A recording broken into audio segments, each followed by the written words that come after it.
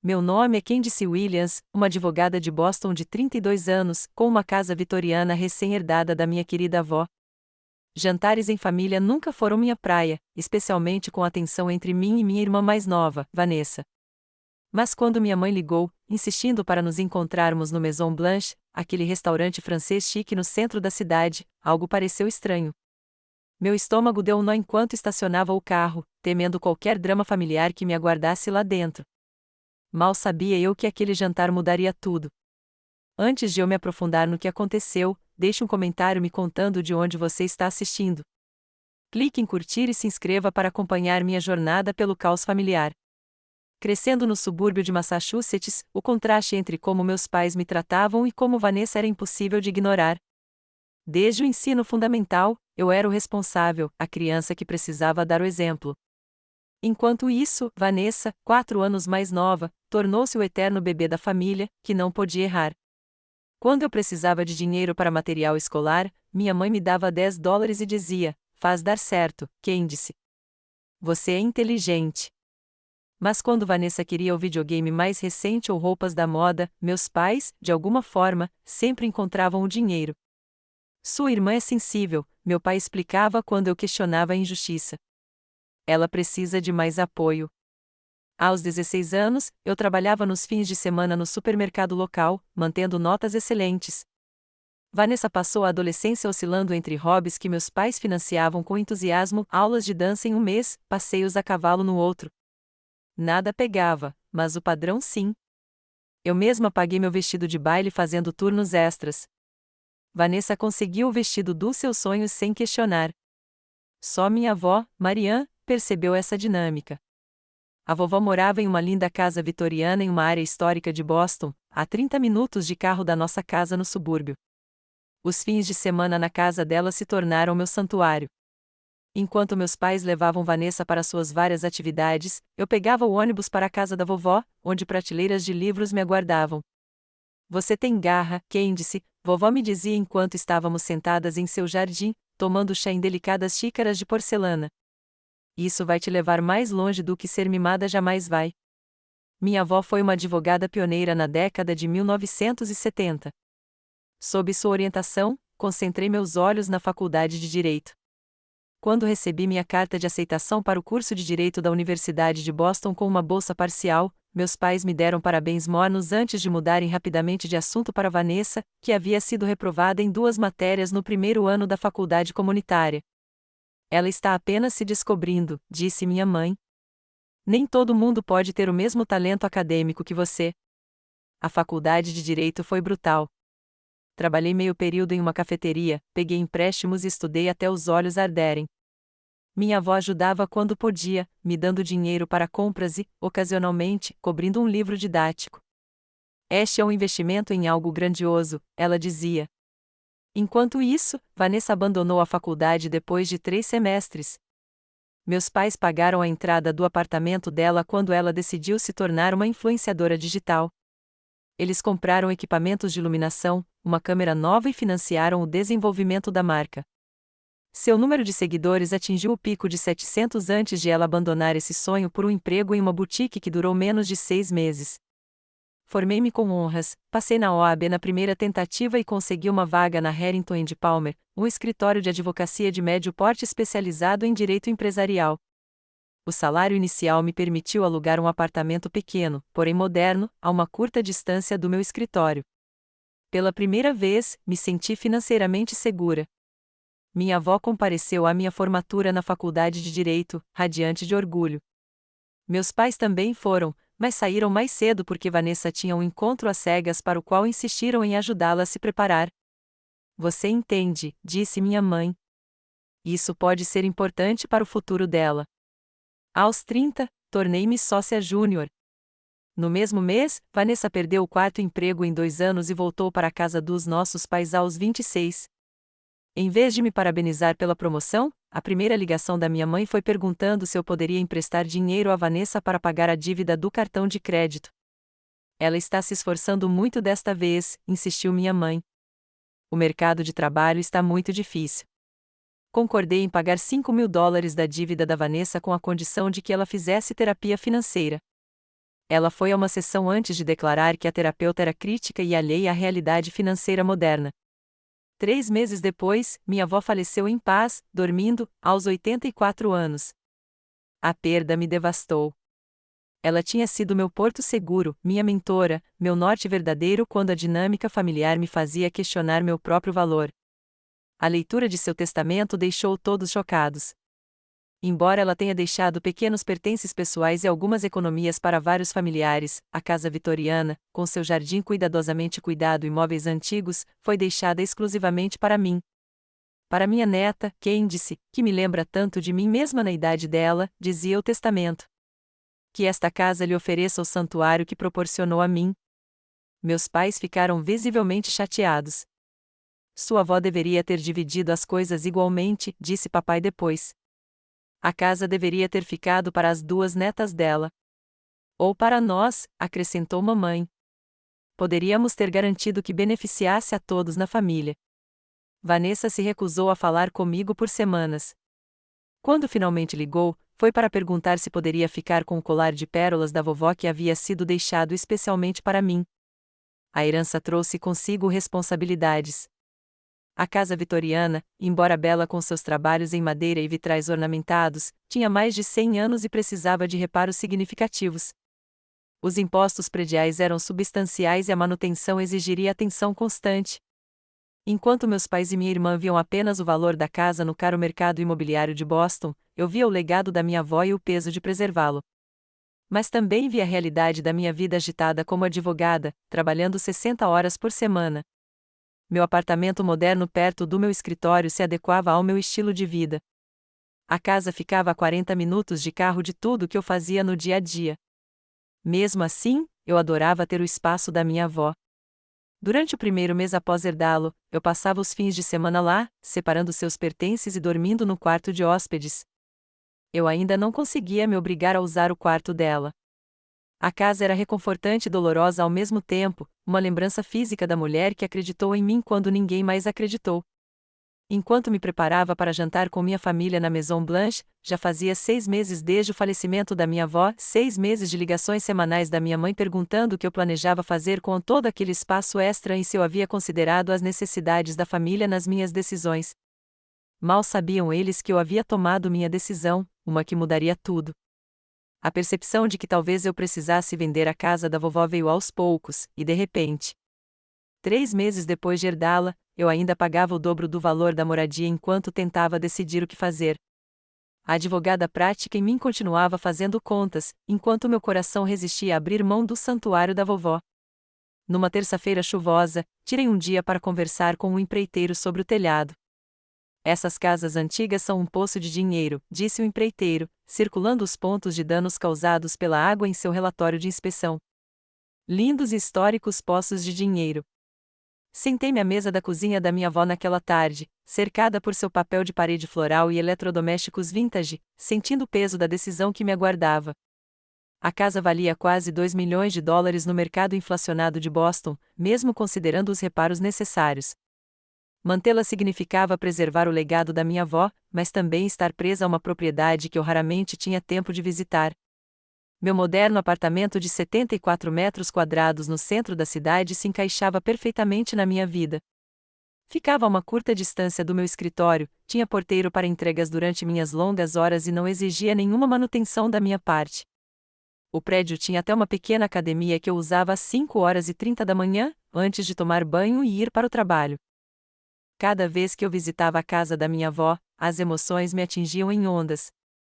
Na sala de estar, eu me lembrava dela me ensinando xadrez nas tardes de domingo. Na cozinha, eu quase conseguia sentir o cheiro da sua famosa torta de maçã. No jardim, as roseiras que ela cuidava havia décadas continuavam floridas sem ela. Era lindo, mas doía. O que a senhora quer que eu faça, vovó? Sussurrei para a casa vazia.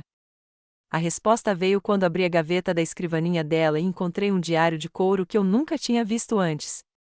Lá dentro, com sua caligrafia elegante, a vovó guardava pensamentos sobre sua vida. Uma anotação de 5 anos antes me chamou a atenção: o maior presente desta casa foi a liberdade que ela me deu para viver a vida nos meus próprios termos. Meu maior desejo para Candice é essa mesma liberdade, seja qual for a forma que ela assumir para a geração dela. Liberdade, não obrigação, não preservação a todo custo. Naquela noite, tomei minha decisão. Na semana seguinte, entrei em contato com uma corretora imobiliária especializada em casas históricas. Janete entendeu o componente emocional da minha venda e prometeu encontrar compradores que apreciassem o caráter da casa. Encontraremos alguém que a ame tanto quanto sua avó, garantiu-me. Em 3 semanas, Janete agendou visitas com compradores pré-qualificados.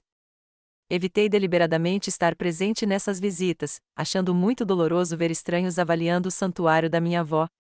Janete me ligava após cada visita para dar notícias. A maioria dos potenciais compradores se recusava a pagar os custos da reforma ou queria modernizar o interior de uma forma que teria horrorizado a vovó. Depois, vieram Michael e Olivia Shen, uma jovem cirurgiã e professora de jardim de infância que esperava seu primeiro filho. Eles passaram um tempo extra no jardim, relatou Janete. A mulher chorou ao ver a biblioteca. Eles perguntaram se havia algum móvel incluso, porque adoram as peças de época. Quando a oferta chegou, era um pouco abaixo do preço pedido, mas incluía uma carta. Nela, Olivia escreveu sobre ter crescido em uma casa vitoriana semelhante na Filadélfia e como sempre sonhou em criar filhos em uma casa com história e personalidade. Eles prometeram preservar o jardim e restaurar, em vez de substituir, as características originais. Recusei a oferta, não por mais dinheiro, mas com condições: a escrivaninha antiga da vovó ficaria com a casa, o roseiral seria mantido e o vitral do hall de entrada jamais seria removido. Eles concordaram imediatamente e até me perguntaram se eu estaria disposto a compartilhar histórias da casa durante um café. As negociações avançaram rapidamente. As inspeções foram concluídas, a papelada arquivada. Eu me vi assinando os documentos finais numa tarde de sexta-feira, exatamente uma semana antes do jantar em família na Maison Blanche. Ao entregar as chaves para Janete entregar ao jovem casal entusiasmado, senti uma mistura de tristeza e alívio surpreendente. Naquela noite, sozinha em meu apartamento, esbocei os planos para o fundo de bolsas de estudo Marianne Williams.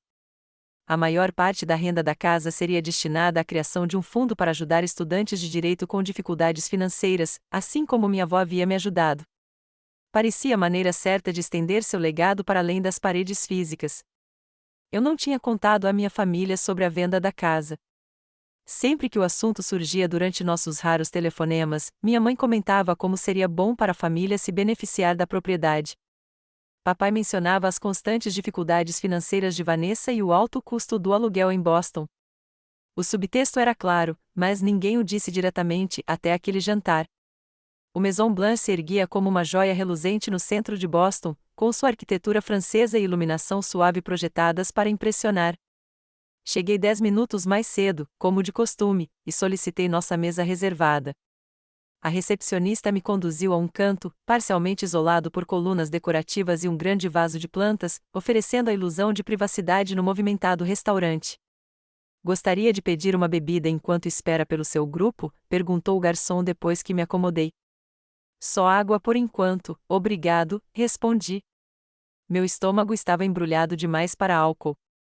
Eu precisava de clareza de pensamento para o que quer que me aguardasse.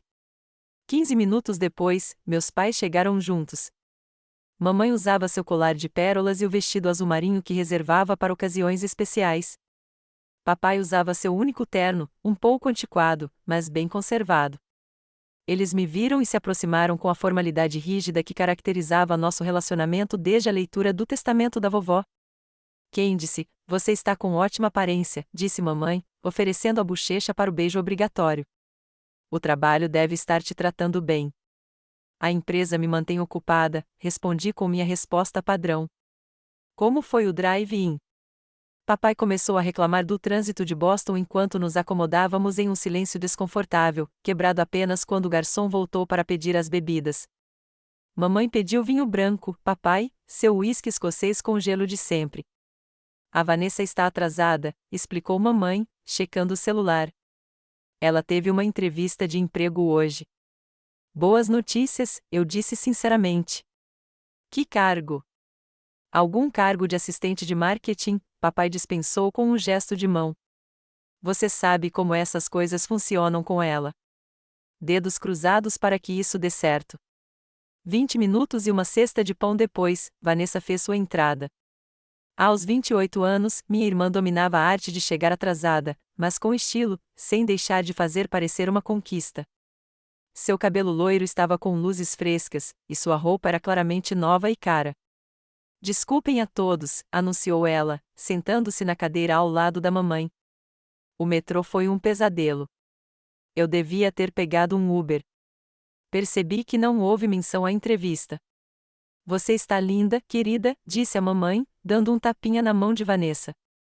Vamos pedir aperitivos? Estou morrendo de fome. O jantar prosseguiu com a simpatia superficial que minha família se destacava em manter em público.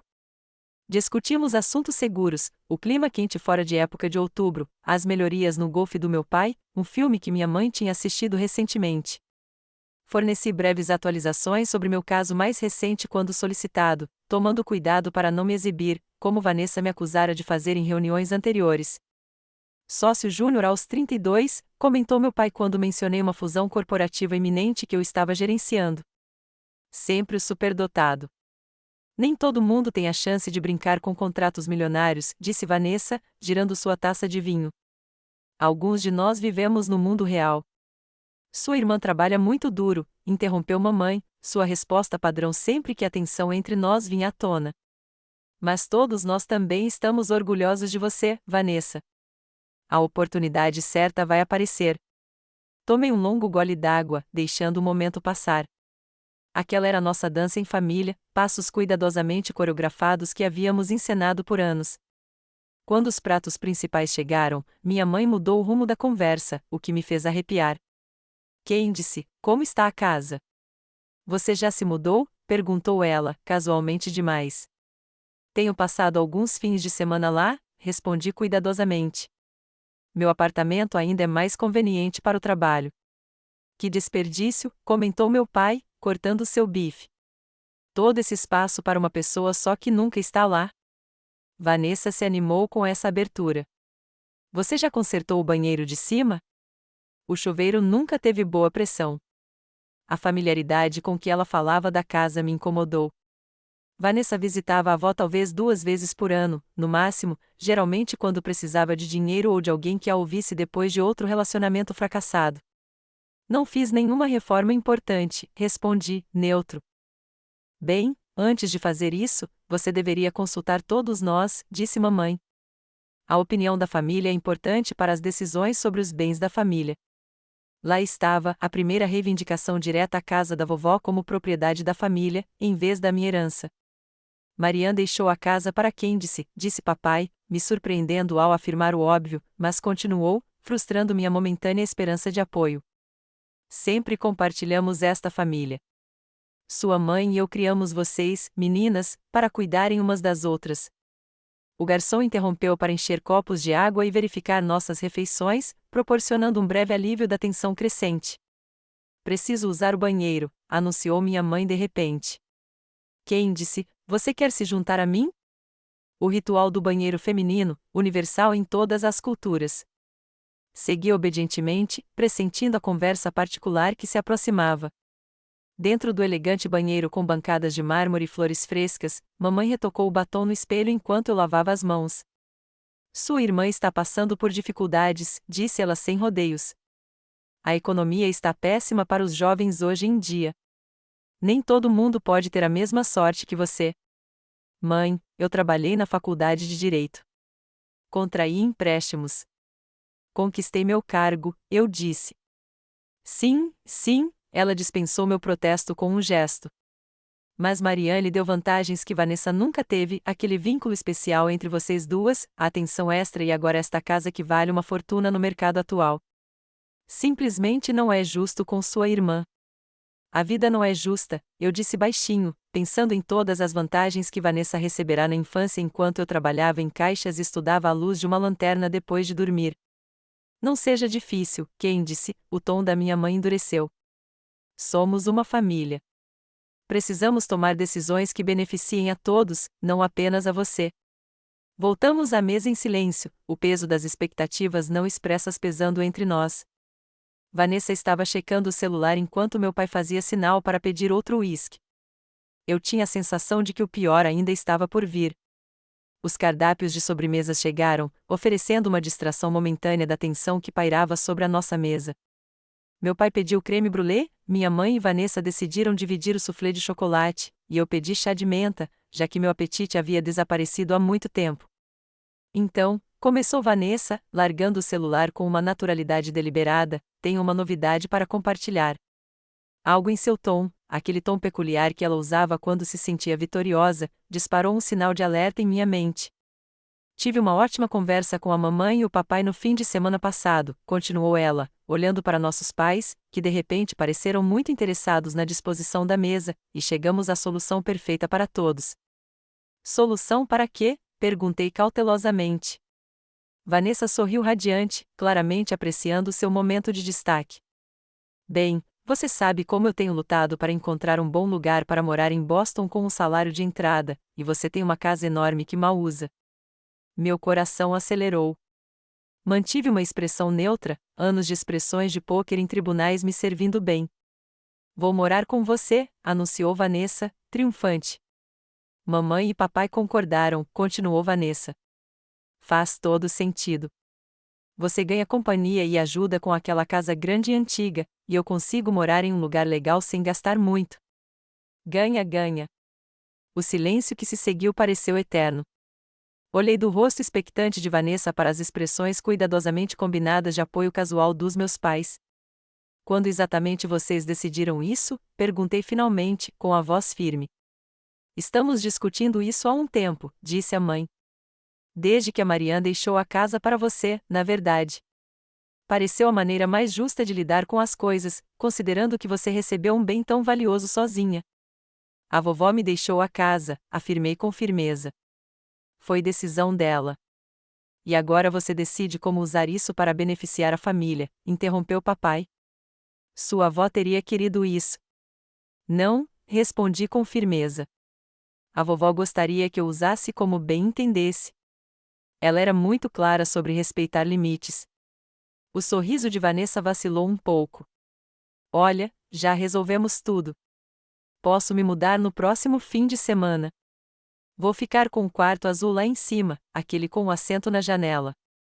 Você nem vai notar que estou lá. E quem vai pagar as contas de serviços públicos, a comida, o IPTU, os reparos? Perguntei. Bem, é claro que você cobriria isso, disse a mãe, como se fosse óbvio. Você ganha 6 dígitos, Candice. A Vanessa está só começando. Ela tem 28 anos, apontei. Está longe de estar começando. Nem todo mundo tem a vida perfeitamente planejada como você, Vanessa retrucou, sua fachada simpática se desfazendo. Alguns de nós demoram mais para encontrar o próprio caminho. Respirei fundo e tomei um gole d'água com cuidado. O momento havia chegado, embora não como eu esperava. Vendi a casa, disse calmamente. Os papéis foram finalizados na sexta-feira passada. O silêncio que se seguiu foi absoluto. Até o barulho do restaurante pareceu desaparecer enquanto 3 pares de olhos me encaravam, incrédulos. Isso não tem graça, Candice, disse minha mãe finalmente. Não é brincadeira. Vendi a casa da vovó para um casal jovem e simpático. Eles fecham a escritura no mês que vem. O rosto de Vanessa se contorceu de choque para raiva em segundos. Você não pode fazer isso. Aquela casa também fazia parte do meu futuro. A casa foi deixada para mim, repeti. Tomei a decisão que era certa para mim. Sem consultar sua família, a voz do pai se elevou bruscamente. Sem considerar as necessidades da sua irmã?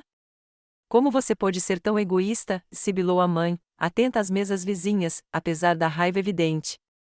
Prometemos a Vanessa que ela poderia morar com você. Você não tinha o direito de fazer essa promessa, eu disse, mantendo a compostura apesar do esforço. A casa era minha para vender. O que eu vou fazer agora? Lamentou Vanessa, com lágrimas brotando dos olhos com o timing perfeito que ela dominava desde a infância. Já dei aviso prévio no meu apartamento. Avisei a todos que estava me mudando. Você fez isso antes mesmo de falar comigo, apontei. Foi prematuro. Você deve um lugar para sua irmã morar, declarou papai, apontando o dedo para mim. Ou pelo menos pagar o aluguel dela em algum lugar decente, acrescentou a mãe. É o mínimo que você pode fazer depois dessa traição. A palavra traição pairava no ar entre nós. Aos olhos deles, eu havia traído o contrato familiar tácito de que meu sucesso, meus recursos, minha herança, tudo pertencia em parte a eles, especialmente a Vanessa, que eu existia em parte para subsidiar as escolhas de vida caóticas da minha irmã. Vanessa agora chorava abertamente, com o rímel escorrendo pelas bochechas. Você sempre me odiou, acusou ela entre soluços. Você sempre teve ciúmes porque mamãe e papai me amavam mais. O absurdo daquela afirmação poderia ter me feito rir se a situação não fosse tão dolorosa. Em vez disso, senti uma curiosa sensação de clareza me invadir. Eu não te odeio, Vanessa, disse baixinho. Mas não sou responsável por te dar moradia e não sou obrigada a consultar nenhum de vocês sobre minhas decisões financeiras. Depois de tudo que fizemos por você, disse mamãe, com a voz tremendo de raiva. Olhei para ela, olhei de verdade, talvez pela primeira vez como uma adulta igualitária, e não como uma filha em busca de aprovação. O que exatamente você fez por mim, mãe? As sobremesas chegaram em meio ao nosso impasse, e o garçom rapidamente percebeu a tensão e recuou após servi-las. Ninguém tocou nos doces elegantes. O verdadeiro confronto estava apenas começando. Como assim? O que fizemos por você? Perguntou papai, com o rosto vermelho de raiva e dos efeitos do segundo uísque. Nós criamos você. Nós colocamos um teto sobre sua cabeça. Nós apoiamos sua educação. Trabalhei durante o ensino médio e a faculdade, respondi calmamente. Ganhei bolsas de estudo. Contraí empréstimos estudantis que eu mesma paguei. A vovó ajudava com as despesas da faculdade de Direito quando podia. Sempre estivemos lá emocionalmente, insistiu a mãe, enxugando os olhos com o guardanapo. Nem tudo é questão de dinheiro, Candice. Tomei outro gole comedido de água, organizando meus pensamentos como faria para uma argumentação final. Vamos falar sobre a situação financeira da Vanessa, disse, virando-me para minha irmã, cujas lágrimas haviam parado momentaneamente enquanto ela monitorava minha resposta. O que tem isso? Ela perguntou defensivamente. Você estourou o limite de 3 cartões de crédito que eu saiba. Você pegou $12.000 emprestados com a mamãe e o papai ano passado para o seu negócio de influencer, que nunca se concretizou. Você me pediu para ser fiador de um financiamento de carro há 6 meses, o que eu recusei. Você teve 7 empregos diferentes nos últimos 3 anos. O mercado de trabalho está péssimo, ela insistiu. E eu tenho buscado minha paixão. Consegui um cargo para você no departamento administrativo da minha empresa há 2 anos, lembrei-a, você pediu demissão depois de 3 semanas porque o horário de início às 8h30 era desumano. Nem todo mundo é um robô como você, disparou Vanessa. Algumas pessoas precisam de equilíbrio entre vida pessoal e profissional. O que eu preciso, eu disse com firmeza, é que todos vocês entendam que eu não sou o plano B nem a rede de segurança financeira da Vanessa. A casa era minha para vender, e eu a vendi. Para irritar sua irmã? Perguntou mamãe, incrédula. Não. Porque foi a decisão certa para mim. A casa precisava de reparos significativos que eu não tinha tempo para supervisionar com minha agenda de trabalho. O IPTU era alto e, sinceramente, não quero morar com a Vanessa. Minha irmã engasgou com essa declaração direta. Você é uma pessoa horrível. Não sou horrível por ter limites, respondi. O que é horrível é vocês 3 planejando minha situação de vida sem a minha opinião, como se minhas necessidades e preferências não importassem. Família ajuda família, insistia papai, seu refrão padrão sempre que se discutia assistência financeira para Vanessa. Eu a ajudei, apontei. Paguei $5.000 da dívida do cartão de crédito da Vanessa no ano passado, com a condição de que ela fizesse terapia financeira, que ela abandonou após uma sessão. Dei indicações de emprego a ela. Me ofereci para ajudá-la a criar um orçamento. O que não vou fazer é deixá-la se mudar para minha propriedade sem o meu consentimento. Mas você tem tanto, exclamou Vanessa. Seu emprego chique, seu apartamento no centro da cidade e agora todo esse dinheiro da venda da casa da vovó. E o que eu tenho? Nada. Você teve todas as vantagens, eu disse, finalmente recuperando a compostura cuidadosamente mantida. Você teve aulas de dança, cavalgadas, acampamentos de verão, um carro aos 16 anos que a mamãe e o papai pagaram. Você tinha a faculdade paga antes de largar os estudos. Você morou de graça com a mamãe e o papai várias vezes depois de adulta. Você teve toda a segurança possível. Meus pais trocaram olhares desconfortáveis enquanto eu expunha esses fatos.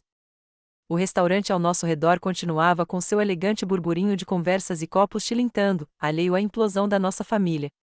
O que vocês vão fazer com o dinheiro da casa? Perguntou papai, mudando de tática. Estou criando um fundo de bolsas de estudo em nome da vovó para estudantes de direito com dificuldades financeiras, respondi honestamente. Os trabalhos serão elaborados na semana que vem. Você prefere dar dinheiro a estranhos do que ajudar a sua própria irmã? A voz da mãe aumentou de tom. Estou orando o legado da vovó de uma forma que reflita seus valores, eu disse. Ela acreditava na educação e na autossuficiência. Ela ficaria envergonhada de como você está tratando sua família, declarou papai. Aquela declaração me atingiu como um golpe físico. Por um instante, não consegui responder, o ar pareceu sugado dos meus pulmões. Então, com a clareza que vem da certeza absoluta, respondi: não, ela não faria isso. A vovó entendia de limites melhor do que ninguém. Ela me apoiou porque acreditava em mim, não porque compartilhávamos DNA. Ela esperaria que eu tomasse minhas próprias decisões sobre minha herança. Se você fizer isso, disse a mãe, sua voz caindo para um sussurro perigoso, se você se recusar a ajudar sua irmã quando tiver condições, não sei como poderemos continuar como uma família. O ultimato pairava no ar entre nós. Durante anos, temi exatamente esse cenário, essa escolha entre minha autonomia e a aprovação da minha família.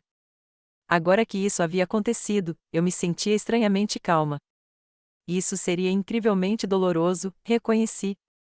Mas não posso viver minha vida tomando decisões baseadas nas necessidades da Vanessa em detrimento das minhas. Não mais. Então é isso? Perguntou Vanessa, com novas lágrimas escorrendo. Você está escolhendo dinheiro em vez de família? Não, respondi com firmeza.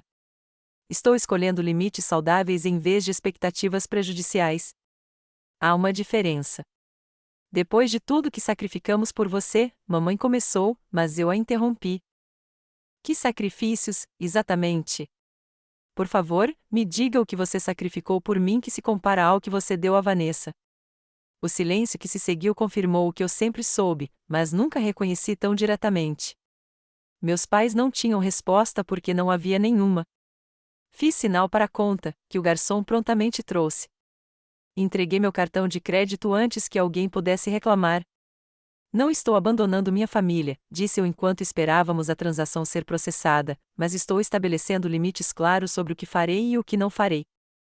Não darei a Vanessa uma casa. Não darei a ela o dinheiro da venda da casa. Vou ajudá-la com contatos profissionais e aconselhamento profissional, se ela realmente quiser. É isso que posso oferecer.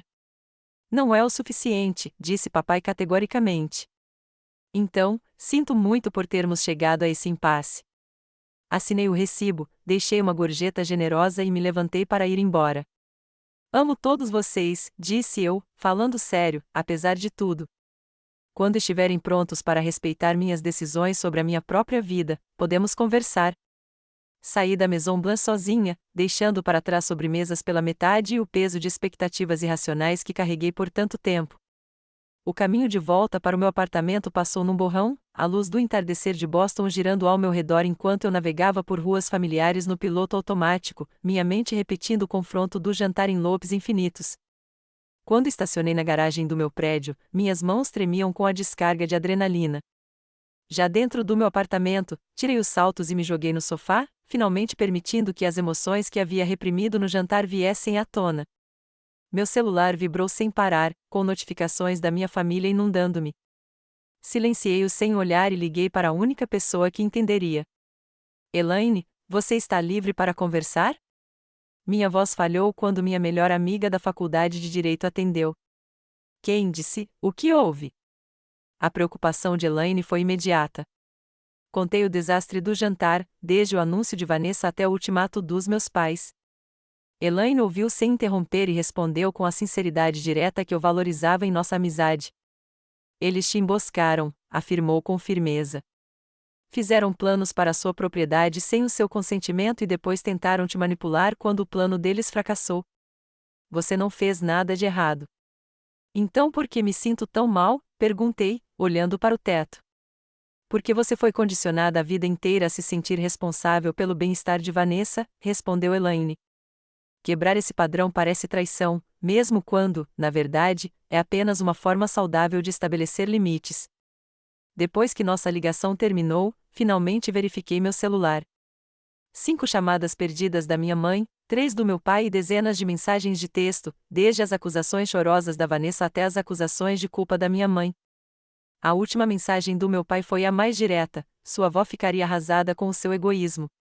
Essa foi a mais profunda. Servi uma taça de vinho e fiquei em pé perto da janela do meu apartamento, observando as luzes da cidade. Será que a vovó ficaria decepcionada comigo? Eu achava que não, mas décadas de condicionamento familiar fizeram a dúvida se infiltrar nas bordas da minha certeza. O sono me escapou naquela noite. Eu me virava na cama, alternando entre uma raiva justificada e uma culpa torturante. Pela manhã, eu já tinha tomado uma decisão: ligaria para minha terapeuta para uma sessão de emergência. A doutora Harrison me ajudou a lidar com as emoções complexas após a morte da minha avó. Agora, ela ouvia atentamente enquanto eu descrevia o jantar em família e suas consequências. O que me impressiona, disse ela depois que terminei, é como sua família discutiu sua casa e sua herança como propriedade comum, como se seus direitos individuais a elas fossem secundários às reivindicações coletivas deles. Eles sempre foram assim, reconheci. Limites individuais nunca foram respeitados na minha família, especialmente na minha. E agora que você impôs um limite claro ao vender a casa, eles estão respondendo com o que chamamos de comportamentos de explosão de extinção.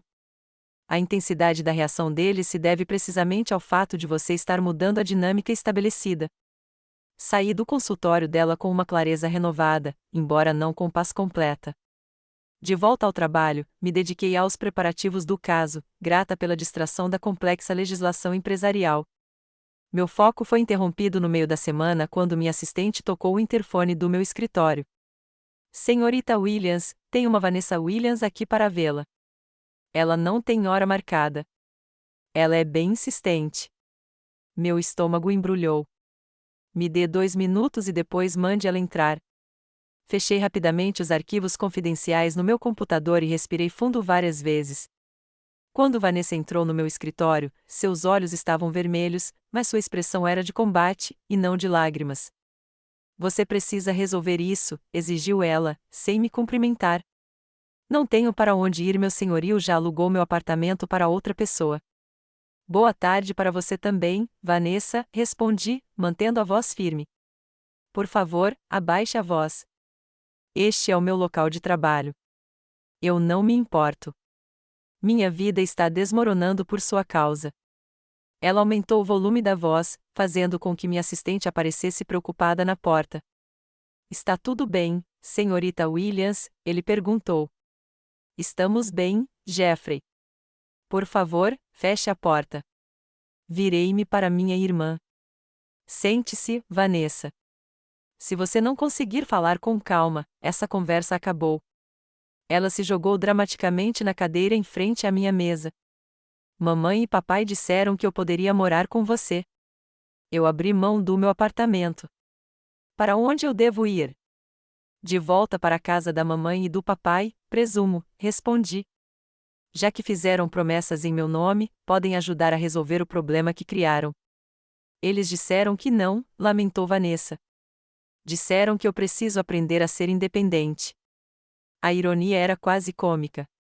Depois de anos permitindo a dependência de Vanessa, nossos pais escolheram aquele momento para, de repente, promover a autossuficiência. Sinto muito, eu disse cuidadosamente. Mas isso não significa que seja um problema meu para resolver. Vou processar você, ameaçou ela, com a expressão endurecida, pela minha parte da casa da vovó. Deveria ter sido metade minha. Seja bem-vindo a consultar um advogado, respondi, impassível. O testamento era muito claro, e eu já vendi a propriedade legalmente. Vou contar para todo mundo o que você fez, continuou ela, desesperada. Vou postar em todas as redes sociais. Todo mundo vai saber como você abandonou sua família. A escolha é sua, eu disse, levantando-me para indicar que a reunião havia terminado, mas isso não mudará minha decisão. Depois que Vanessa saiu furiosa, o telefone do meu escritório tocou. Era Richard Harrington, o sócio sênior do nosso escritório.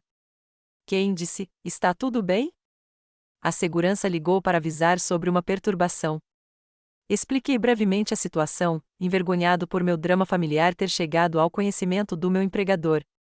Questões de direito de família podem ser as mais difíceis, disse ele, compreensivo. Tire a tarde se precisar e me avise se precisar que o nosso departamento de espólio analise qualquer coisa relacionada ao testamento da sua avó. O apoio dele foi inesperado e tocante. À medida que a semana avançava, vários colegas passaram pelo meu consultório para me ver, depois de testemunharem a saída dramática de Vanessa. A solidariedade deles reforçou o que o Dr. Harrison havia dito sobre dinâmicas de relacionamentos saudáveis e não saudáveis. Na sexta-feira à noite, enquanto eu preparava um jantar simples no meu apartamento, meu telefone tocou com o número dos meus pais.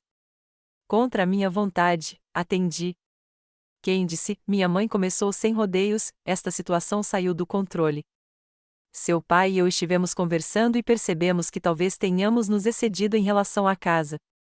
Era o mais próximo de um pedido de desculpas que eu provavelmente receberia. Agradeço o reconhecimento, respondi cautelosamente. No entanto, ela continuou, Vanessa ainda está em uma situação difícil. Você consideraria deixá-la ficar com você temporariamente? Só até ela encontrar um novo lugar. Não, mãe, respondi com firmeza. Meu apartamento tem um quarto e eu prezo muito minha privacidade. Vanessa pode ficar com você e o papai enquanto procura um lugar para morar. Dissemos a ela que ela precisava ser independente, acrescentou a voz do meu pai, indicando que eu estava no viva voz. Então ela precisa encontrar sua própria solução de moradia, respondi. Não estou disponível como plano B para ela. A conversa terminou com uma polidez tensa, em vez da resolução emocional que eu esperava. Naquela noite, tomei uma decisão difícil, bloqueei temporariamente os números e as contas de redes sociais da minha família. Eu precisava de espaço para processar tudo sem constantes culpas e acusações. O mês seguinte passou em relativa paz, enquanto eu me concentrava no trabalho, finalizava a papelada para a bolsa de estudos e iniciava o processo de cura com a orientação do Dr. Harrison. Eu estava aprendendo a lidar com o desconforto de ser rotulada de egoísta pela minha família, mesmo sabendo que minhas decisões eram acertadas. Então, uma carta inesperada chegou por carta registrada. Era dos meus pais, escrita com a letra precisa da minha mãe, em papel timbrado formal. 6 meses após o desastroso jantar em família, Boston viveu um daqueles dias perfeitos de primavera que fazem você esquecer completamente o inverno rigoroso. Sentado em um banco de parque durante meu horário de almoço, reli a carta que meus pais haviam enviado 3 meses antes, as palavras agora familiares, mas ainda poderosas. Querida Candice, minha mãe escreveu, após muita reflexão e várias conversas com um conselheiro familiar, seu pai e eu reconhecemos nosso papel na criação da situação atual. Permitimos a dependência de Vanessa e, ao mesmo tempo, esperávamos que você fosse perpetuamente independente. Esse tratamento desequilibrado tem sido injusto com vocês dois, de maneiras diferentes. A carta prosseguia com reconhecimentos específicos das vezes em que priorizaram os desejos de Vanessa em detrimento das minhas necessidades, das vezes em que subestimaram minha autossuficiência enquanto salvavam minha irmã das consequências. Não foi um pedido de desculpas perfeito, mas foi mais autoconsciência do que eu jamais esperara deles. O Fundo de Bolsas de Estudo Marianne Williams concedeu suas primeiras bolsas a 3 promissoras estudantes de direito com dificuldades financeiras. A cerimônia foi pequena, mas significativa, realizada na sala de conferências do meu escritório, que generosamente se ofereceu para administrar o fundo. Cada uma delas compartilhou sua história de determinação e superação de obstáculos, o que me fez lembrar profundamente da minha avó. Meu telefone tocou com uma mensagem de texto de Elaine: ainda combinamos um café às 3? Com certeza, respondi. Te vejo no Blackbird Café. Blackbird havia se tornado meu ritual de fim de semana, um ponto de encontro neutro onde eu começara a reconstruir cuidadosamente meu relacionamento com a família. Tudo começou apenas com a mamãe, 6 semanas após a carta dela chegar, e se expandiu para incluir o papai 2 semanas depois. Hoje seria a 4ª vez que Vanessa se juntaria a nós. O caminho para a cura não tinha sido nem direto nem fácil. Depois de receber a carta dos meus pais, levei 2 semanas para processar a situação com o Dr. Harrison antes de responder. Começamos com videochamadas quinzenais, cuidadosamente estruturadas em torno de tópicos neutros, antes de tentarmos encontros presenciais. Cada passo exigia limites e expectativas claros. A jornada de Vanessa foi a mais surpreendente. Depois que nossos pais pararam de oferecer resgate financeiro, ela foi forçada a encarar de frente sua situação. Mudou-se temporariamente para a casa de um colega de trabalho e, em seguida, encontrou um apartamento-estúdio que realmente podia pagar. O mais chocante de tudo foi que ela conseguiu manter o emprego em uma empresa de marketing por 5 meses consecutivos, o emprego mais longo de sua vida adulta. Não ter rede de segurança é assustador, admitiu ela durante nosso segundo encontro na Blackbird, mas também esclarecedor. Nunca precisei resolver as coisas antes, porque alguém sempre fazia isso por mim. Nosso relacionamento permaneceu frágil, construído com base em conversas cautelosas e na manutenção cuidadosa de limites. Ela ainda fazia comentários passivo-agressivos sobre a casa ou sobre minha carreira de sorte, mas esses momentos estavam se tornando menos frequentes. Enquanto eu arrumava as coisas para voltar ao escritório, meu telefone tocou com um número desconhecido. Alô, é Candice Williams? Perguntou uma voz feminina. Sim, é ela. Aqui é Olivia Shen. Meu marido, Michael, e eu compramos a casa da sua avó. Espero que não tenha problema em ligar. O corretor imobiliário me deu seu número. Claro, respondi, surpreso, mas satisfeito. Está tudo bem com a casa? Está tudo maravilhoso, garantiu Olivia. Na verdade, é por isso que estou ligando. Vamos dar uma festinha no jardim no próximo fim de semana para comemorar a conclusão das reformas. Restauramos tudo exatamente como prometemos e adoraríamos que você visse, se não for muito difícil emocionalmente. O convite me pegou de surpresa. Minha reação imediata foi de hesitação, sem saber se ver a casa da vovó transformada seria doloroso. Mas algo no carinho genuíno de Olivia me fez reconsiderar. Eu adoraria, me peguei dizendo. Obrigada por pensar em mim. No sábado seguinte, dirigi pela rota familiar até a casa vitoriana pela primeira vez em quase 8 meses. Ao estacionar do outro lado da rua, senti uma curiosa mistura de nostalgia e distanciamento. Aquele fora o santuário da vovó, depois meu por um breve período, e agora pertencia a uma jovem família que construía suas próprias memórias. Olivia me recebeu calorosamente na porta, sua gravidez agora claramente visível. Muito obrigada por ter vindo, disse ela, me conduzindo para dentro. A transformação foi sutil, mas significativa. A estrutura e o caráter permaneceram intactos, mas a tinta fresca iluminava os cômodos. Os móveis antigos da vovó tinham sido cuidadosamente restaurados e dispostos entre peças mais contemporâneas. O vitral no hall de entrada refletia a luz da tarde exatamente como eu me lembrava. Mantivemos os acessórios originais, explicou Michael ao se juntar a nós, mas reformamos o encanamento e a eletricidade. Sua avó tinha um gosto excelente. Enquanto me guiavam pela casa, não senti tristeza, mas uma suave satisfação. A casa estava sendo amada, exatamente como a vovó gostaria. Quando chegamos ao jardim, fiquei boquiaberta de alegria. As roseiras estavam florescendo agora, acompanhadas por uma pequena horta e um caminho de pedras que levava a um novo banco. Encontramos o diário de jardinagem dela no galpão de jardinagem, explicou Olivia. Temos seguido as anotações dela sobre as rosas. Elas são magníficas. Sentamo-nos no jardim, bebendo limonada e partilhando histórias, as deles, de aventuras na renovação, as minhas, de memórias de infância com a avó. Quando chegou a hora de ir embora, senti uma paz que não esperava. Vocês fizeram desta casa um lar novamente, disse-lhes com sinceridade. A avó ficaria encantada. Naquela tarde, no Blackbird Café, compartilhei essa experiência com Elaine antes da minha família chegar. Então, você realmente não se arrepende de ter vendido? Ela perguntou. Nenhuma, confirmei.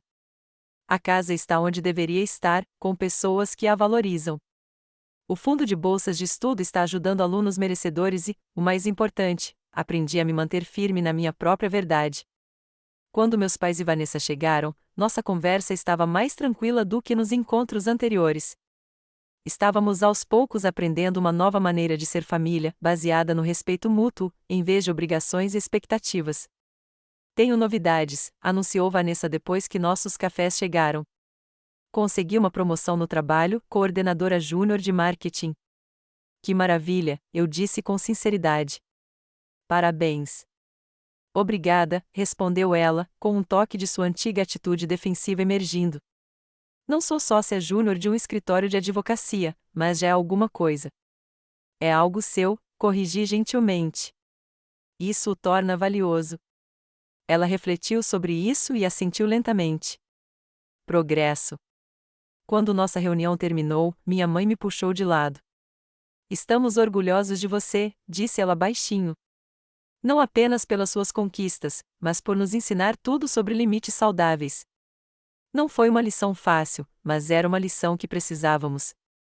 A realização mais profunda destes últimos meses foi compreender que o amor não exige autossacrifício, que estabelecer limites não é egoísta, mas necessário, que meu valor não é medido pelo quanto dou aos outros, mas pela autenticidade com que vivo minha própria verdade. A vovó sabia disso o tempo todo. Seu presente não foi apenas a casa, mas a lição que ela finalmente me ensinou. A liberdade de escolher meu próprio caminho, a força para me manter firme quando pressionada, a sabedoria para reconhecer que uma família verdadeira apoia seu crescimento em vez de limitá-lo.